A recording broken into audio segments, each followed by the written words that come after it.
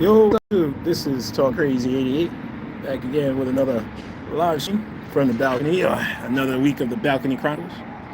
Cigar of the weekend is a privileged cigars. Gordito.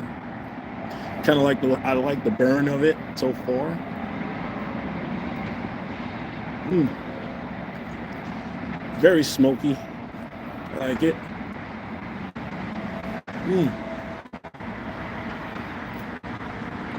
And I got my Hooten Young 8-year-old whiskey. Pairs very good with the cigar. It's not a bad smoke, not one of my favorites, but I like to try different cigars out. But to be honest with you, I probably won't be buying this cigar anymore. This will probably be the first and last time I'm going to smoke this cigar. I gotta get back to my AJ Fernandez. I was just having a bad week after I got back from New Orleans. A couple of clients canceled on me, canceled their service on me. But you know what? That's expected when you're in the service industry. And like I said, they have their reasons, but I can honestly tell you it does have an effect on me because I didn't do what I was supposed to do. And I failed that client. I failed those clients to cancel this week. But hopefully we'll have a better week. Hopefully I'll get back in the ball and get back on the saddle and do better. See, people, if you fail at something, if you're failing at your job, the only way, which way, you can only go up. All right. See, I gotta keep singing that song from that movie. I forgot the group, but they sang the song. There was a song called "Which Way Is Up." Very funny movie by Richard Pryor.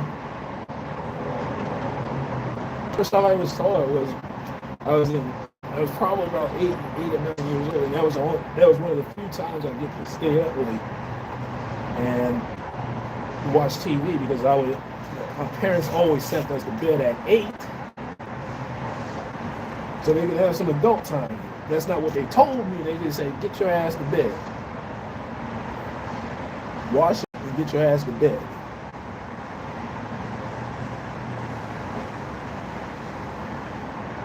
See, when you have black parents, it's by de facto. It's what they say. You do as they say, not what you do as they tell you to do. All right? Especially Gen Xers that was born in the late 70s, early 70s, mid 70s. And if you didn't, get your ass kicked.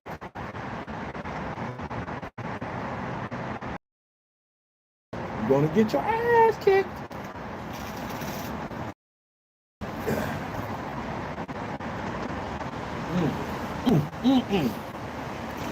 Woo.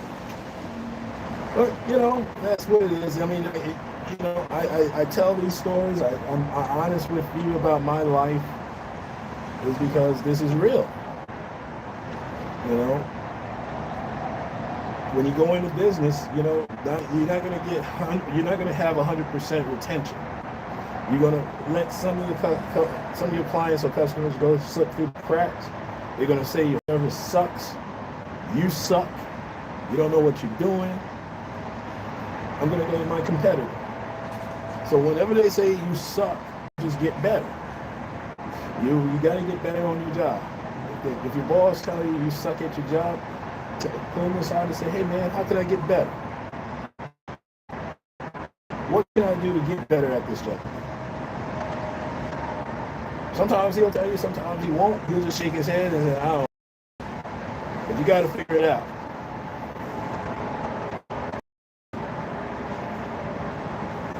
Because let me tell you something. When you get outside, if you get up off of your mama's tit, okay, you're going to realize the world don't owe you anything.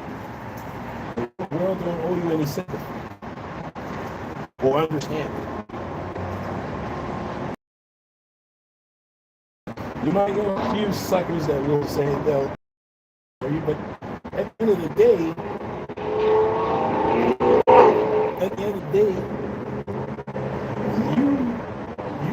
are the one that has the results.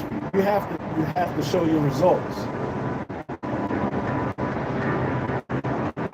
The reason why I'm talking to you today is because I had some similar thoughts, even though I'm all right in my career. Having those cancellations, having those clients cancel,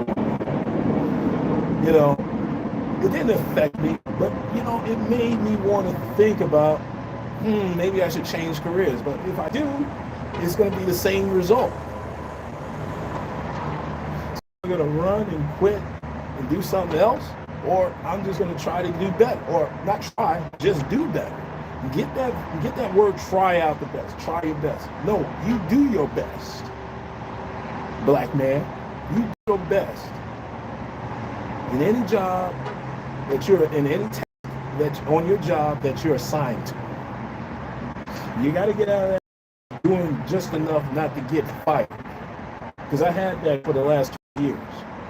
I had that mentality for the last 20 years. And what did they get? Got me laid off, which to me at the time was a good thing because I wanted to sit home and watch Jerry Springer like a loser.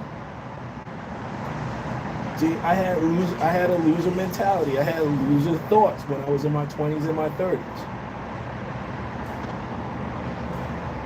So when it was time for me to win in life, because I had some wins in my life, and it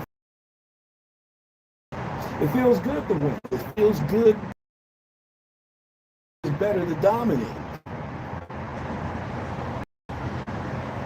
But please understand that life is always in cycles.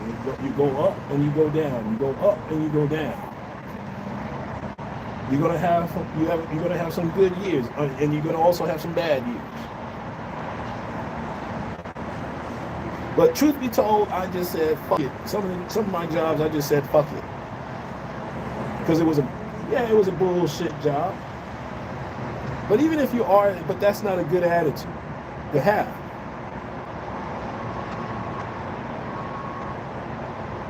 Even if you have a bullshit job like pushing shopping carts, you want to be the best shopping cart pusher at Target, at Walmart.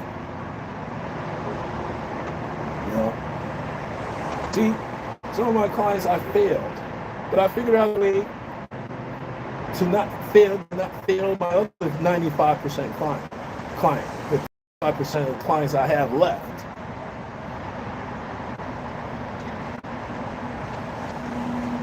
Because they paid a lot of money for the service. So if they paid $4,000, you want to give them $10,000 worth of service.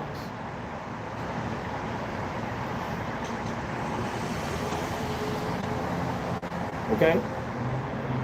If they pay you $1,000, you want to give them $50,000 worth of service.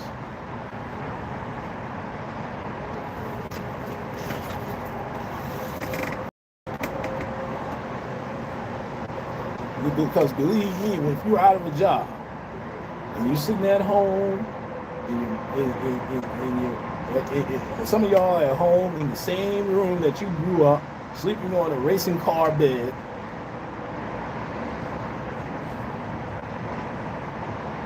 with Scooby-Doo sheets. See, when you get out of your mama's house or your daddy's house or your parents' house, you're gonna realize the world is not gonna love you like your mama and daddy loves you. And that's why I was trying to tell these dumbass single moms out here that's running around babying your babies, trying to keep them in the house until they're 35 years old. I'm talking to a friend right now her son is having a breakdown as we speak.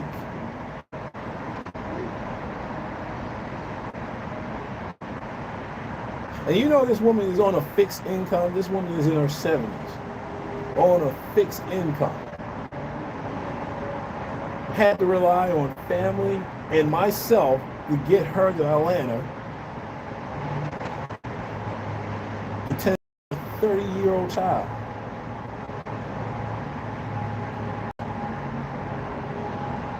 Who's only a grown man.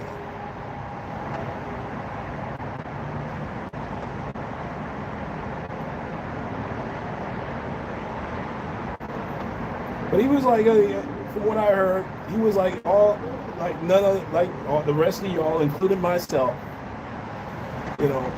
fucking hoes instead of stacking your money, preparing for your future. Get some stability in your life.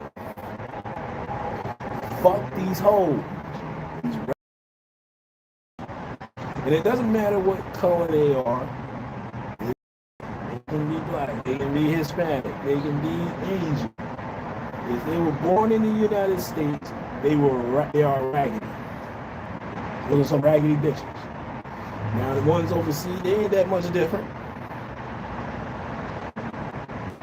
Because they see you as an American, they just want, they'll do everything to hustle you out of your money. So you gotta understand, you gotta get out of that mentality that hoes love you. Until you understand that they don't love you, they love who they like. And if you're that man that they like, they will follow you. They will worship you. They will want to be in your world, not the other way around.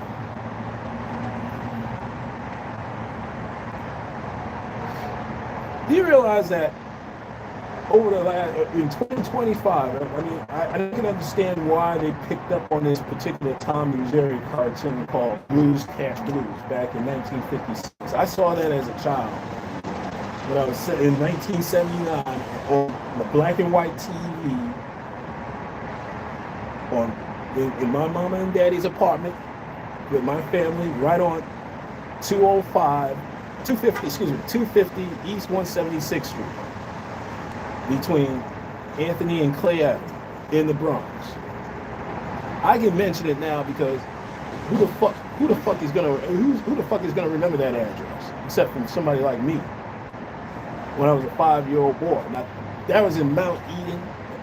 That's like in Mount Eden Place, Mount Hope,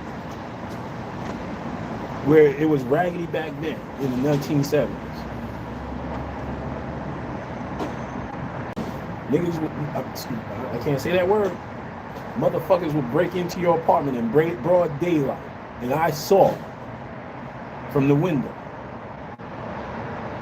You still have raggedy motherfuckers running around, raggedy ass, badass children still running around.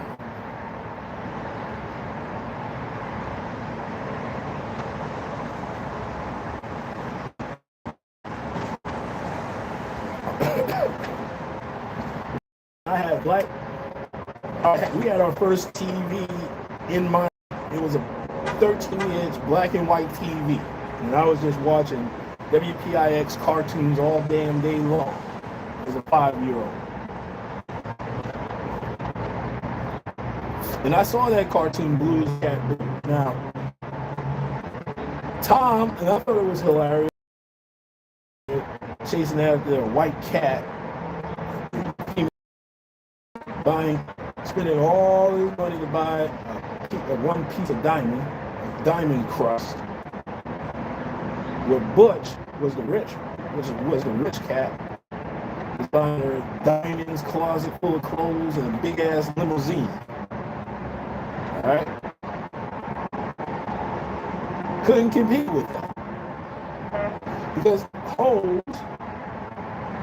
whores chase after men with money. Okay, and that female cat was a hoe, and Tom didn't realize that she was a hoe. We were chasing a hoe. And he went into a nervous breakdown, started drinking, and then tried to commit, and then at the end it was implied that he sitting on the train tracks and the train was coming, that he was committing over a bitch. And some of y'all are at that same point committing suicide over a bitch. I know because I was there. I was suicidal. I had a breakdown. Hell, I had a breakdown 5 years ago over some crackhead bitch. Thank God I had my brother Rich there to say, snap me out of it. What the fuck is wrong with you, man? This is a bitch. This is a stank pussy bitch. What the fuck are you doing? If the bitch like you, she will be calling you right now. All right.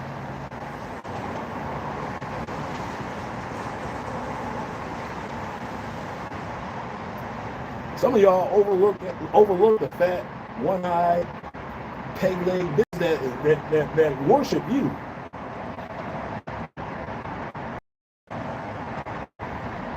Black man, you overlook. Why? Because you're stupid.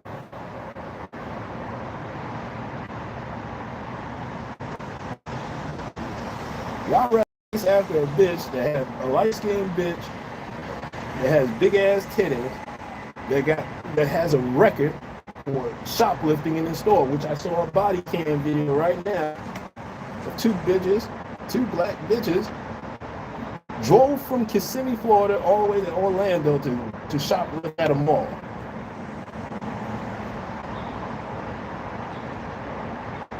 This is who you all chasing after. These are your baddies in the hood. These are your 10s in the hood.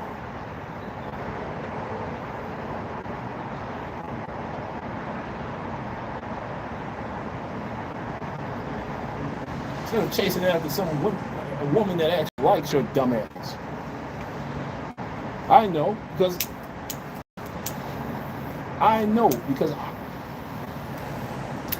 I used to ignore those bitches until I found out that white women love me.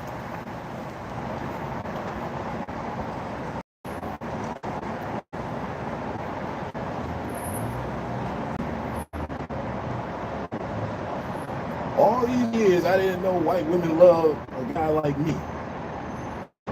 See, I'm different in the real world.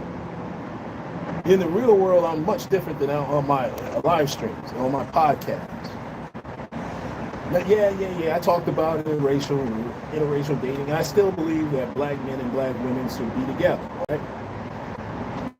I still believe that. But you have to go with you, all right? Who are you attracted to? If white women are attracted to you, and you can't, then you turning them down. Turn them down for who? For black women that don't give a fuck about you? Because that's what my friend's son, he's in that position right now. All right? His 73-year-old mother has to jump on a plane on a fixed income,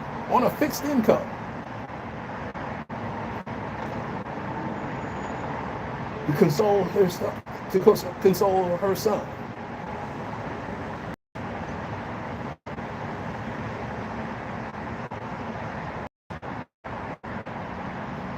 And you know what I told my friend? I said, look, you got to sit down and have a conversation. That you're 70 plus years old. You don't know if you have a lot of time left on this planet. And I can't be rushing back and forth from wherever I'm from to the ATL to console you. You have to grow up and be a man at this point in your life. Right now, in the blink of an eye, you're going to be 50. 20 years from now, I'm going to be in my 90s. I don't know where I'm going to be. You got to be a man. At this point in your life, you got to be a man. And some of y'all are still in that same position. Y'all crying for your mama. Your mama is not going to be around.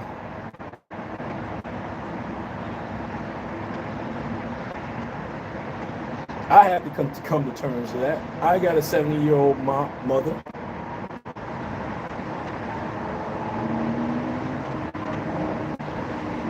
But I figure out what I can do for her instead of what she can do for me. I can't go to her. She's on a fixed income as well. She's all right, but she's on a fixed income. She ain't got time to be dealing with my bull jive. At 51 years old.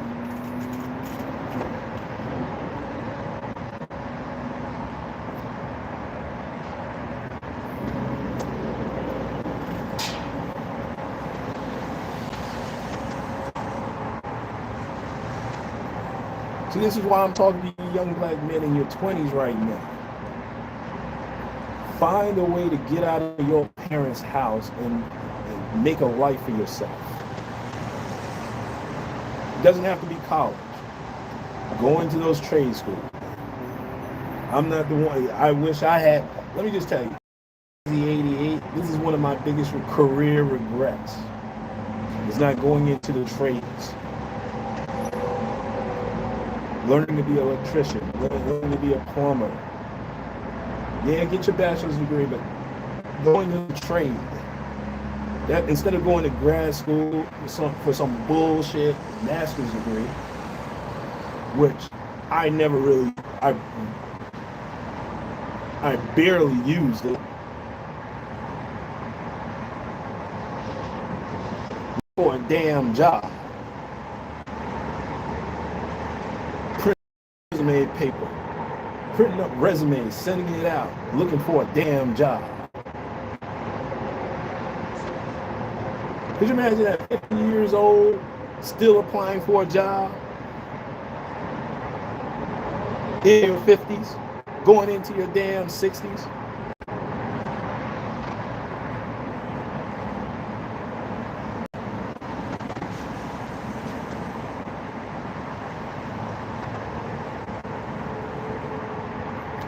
Go get yourself a trade.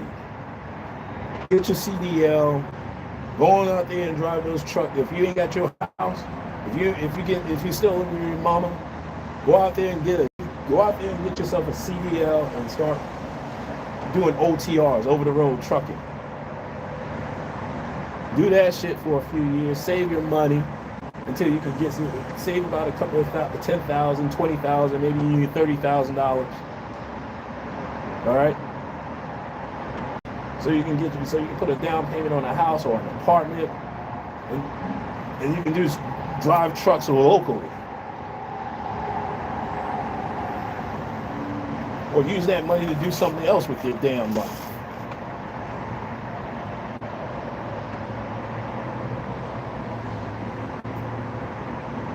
If you're in your 20s, if a prison nigga can come out of prison and make some money, why can't you? In your 20s.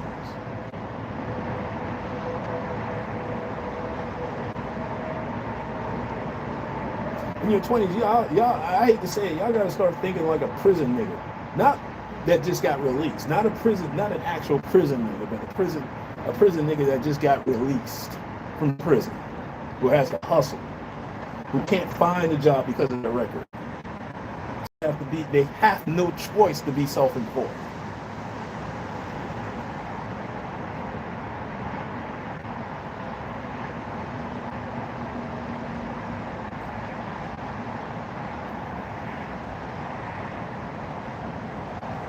Y'all gotta have nothing to lose attitude,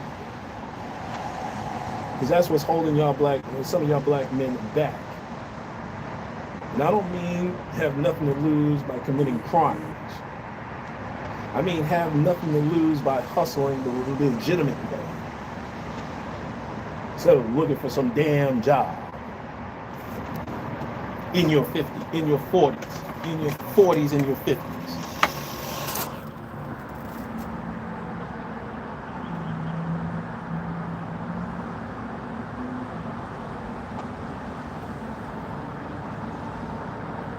Ernie Martinez, how you doing? Creeper Craft, how you doing?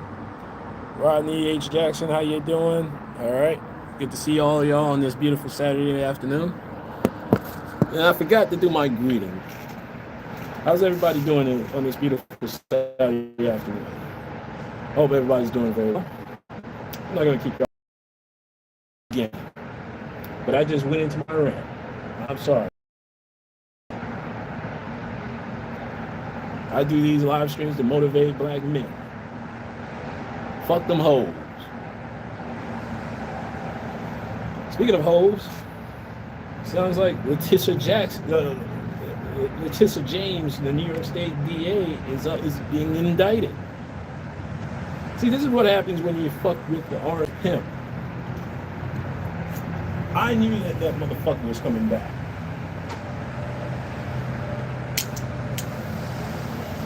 Especially if he went up against a punk ass bitch like Kamala Harris. Like I said, this is not a political channel. I don't give a fuck about politics. Well,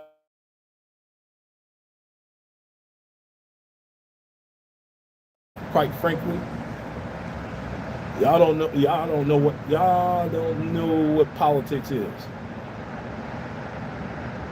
Y'all don't know what the political scheme is about in the United States of America. Not a good cigar. I kind of like it. It's hand rolled. I like it. It's okay, but I wouldn't rush out and buy it again.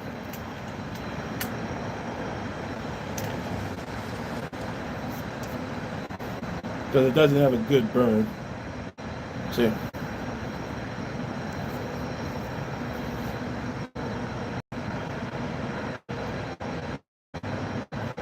Let's see what's going on here. So anyway,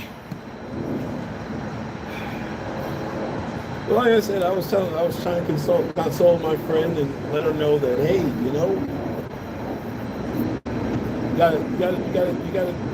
gotta sit down and have a conversation with your boy and say, hey, look, you need to be a man now.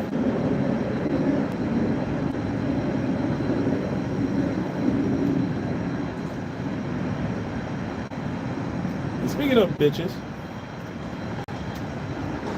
heard that Aisha Curry, and this is, and I'm gonna circle back to these punk ass, why you should not be worshiping no bitch.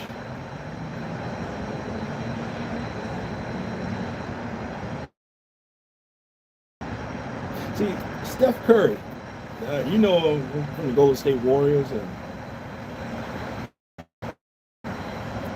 future Hall of Famer. You know this bitch came out and just said that she would rather be a regular chick than this man who thrusted her into wealth and fame. Said she wanted to be a career woman, didn't want to have children and wanted to be a career woman. So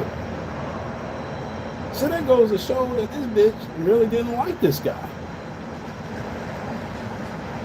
He thought he was going to be a gym teacher over in North Carolina.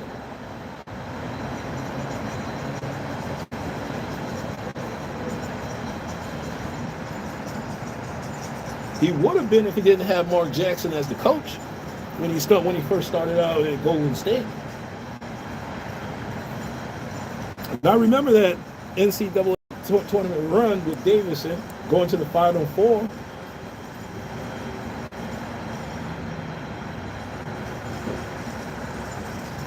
My man was in the zone.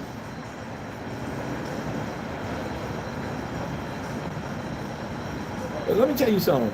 If a bitch came out and she had said some slick shit like that before, that she was trying to get the attention of other men other than her husband, happened to be a Christian, trying to garner attention from other men while you're married. Now this isn't no 60-year-old, 70-year-old bitch sitting at a bar with her husband hitting on me.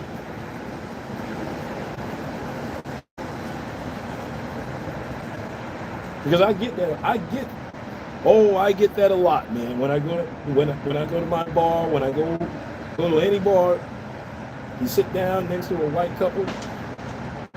Notice. And I notice it. And I notice it right away. Whenever I sit down at the bar, when I sit at a bar and a young couple sit next to me or sit down next to me, they have their wives, their girls sitting next to me instead of sitting on the other side. And here I am, I'm talking to this old white woman. Or this old white woman is flirting with me, looking at me. I'm like, why are you looking at me? Look at the game. I'm ugly. Leave me alone. That's how I know I'm attracted. White women are attracted to me. Well, certain types of white women are attracted to me.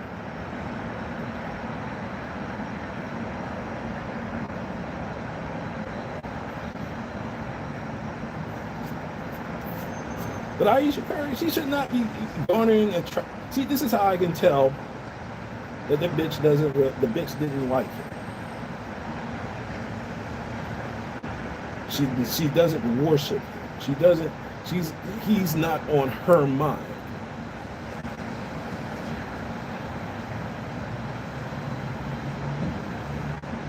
"24 hours a day. She should be missing you, black man. She should be following you wherever you lead her." And I can tell that he was leading, but she didn't want to follow. And I can say the same thing about Russell Wilson.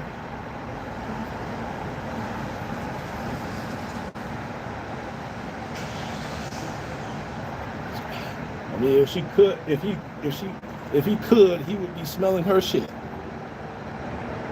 And letting everybody know that it smells like roses.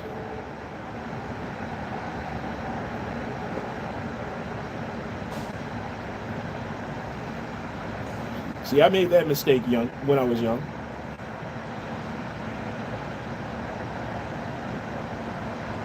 My man, Wesley Snipes, Nino Brown, in that movie, said it best. "Cancel that bitch. I'll buy another one."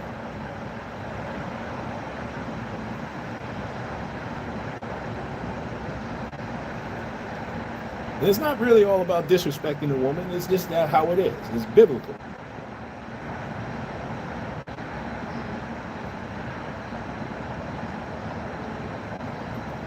No man should be following no damn bitch.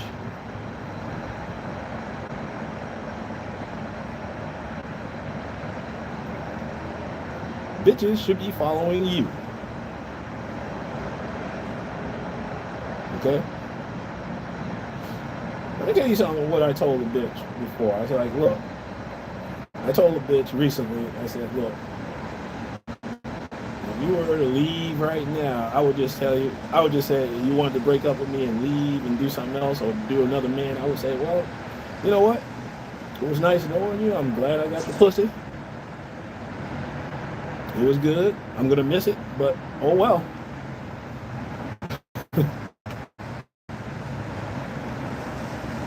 Some of y'all got to start saying that shit to these bitches, man. When they break up with you, or you break up with you. Or you go out on a date and she texts you back, it's not going to work. It's not going to work out. Good luck with you. I'm like, I text the bitch back saying, well, good luck with you too. I mean, sorry I didn't get the pussy, but better luck next time on the next bitch. All right? And block her number. And delete her phone number out of your phone and block her. Because she's going to come back and say something stupid to you.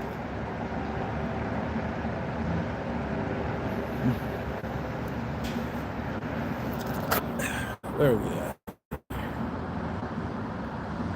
I'm at 30 minutes. All right, I'm going to cut it short. I'm just going to sit here and enjoy the rest of this cigar. That's enough talk for now. But I may do a part 2 on just a nice little video, a nice little podcast about there is no jobs, but there's plenty of work for you, black man. Part 2. All right, it's been a while since I've done it. But damn it, it needs to be told. It needs to be told again that there are no jobs, but there's plenty of work. Get to work.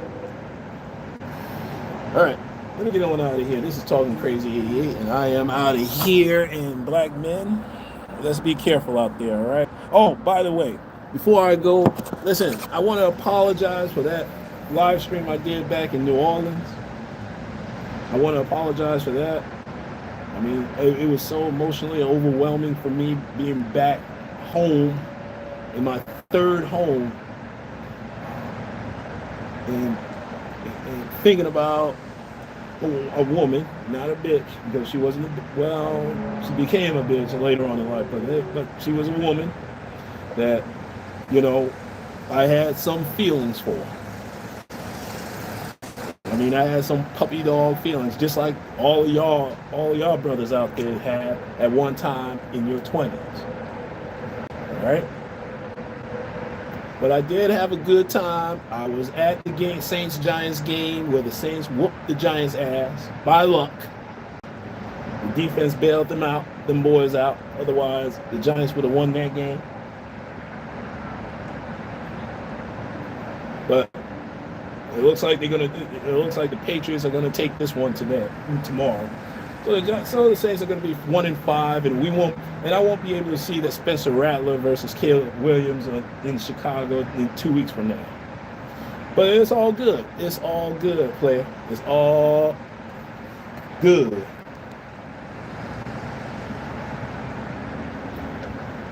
But anyway, let me get on out of here. Let me get back to work. Let me get back to doing what I was supposed to do.